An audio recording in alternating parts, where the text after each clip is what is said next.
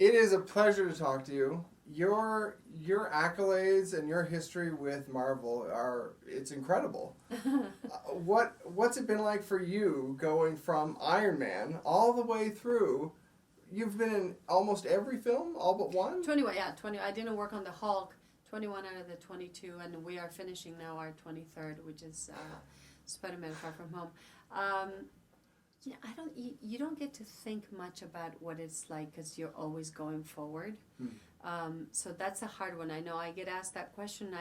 I always sound like, am I being coy? But no, really, I think for us is the joy of getting to work every day and being able to tell stories that we love with the people that we love, about the people we love and the characters we love. That's the privilege. It's one of those things that few people can brag about because really, looking at the world of producers, really, there's very few people to compare against what you've done. Listen, the bragging rights are for others to have. I just brag about if I get to work in 45 minutes instead of an hour. That's the true challenge and the true success in the day. My joy is to see the fans react and to have them love or not, but hopefully love what we do as much as we do. So what's been for you the biggest success story out of all these films? Is there one for you maybe that's too hard a question, but is there one for you that was a particular success story? Well, I've said many times that both Black Panther and Captain Marvel are two of the bigger pillars holding down the sort of the MCU in the form that it should be, as opposed to had been. And I think what's important is that they're some of the stronger pillars that we have. And yet those were the two movies that people told us they couldn't be done, they wouldn't be seen, they wouldn't be successful, they wouldn't open, they wouldn't make money, the world didn't want it. I can go on and on because there were many of those comments.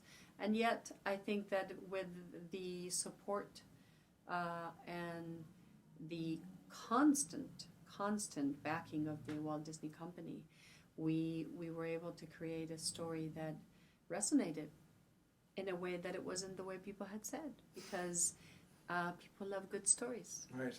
And that's, I mean, to me, that's been the pillar of what's made all these films so good, is that, I mean, those two for me stand out especially, I would say, but all the films have had such strong stories. So for you working on these strong stories, have there been... I guess, has it evolved, like, as you're going through these? How your job changes, I mean, even? The job changes every day because there's things that are thrown at you all the time. So we're pretty fast on our feet.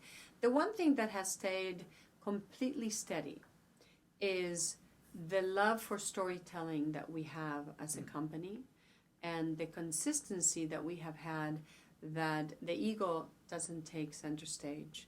It takes backstage in some other house far away from ours, and that what we cater to is the franchise. That's who we work for. That's who we bow to. That's who we go to every day. And at the end of the day, the franchise will speak for itself. You will forget about our names, but your children and your children's children will have Spider-Man and Iron Man and Thor and Hulk and Captain Marvel and Scarlet Witch and Black Widow. They, regardless of who performs them, to the beauty of what they do, but it's the franchise that holds on. And that's what we remember every day as we make these movies. Well, the last thing I want to ask is, do you have a hope for you personally, what you'd like to see in the next phase, in the next generation, as it were? Well, I think that I would like to represent every group of people that we haven't.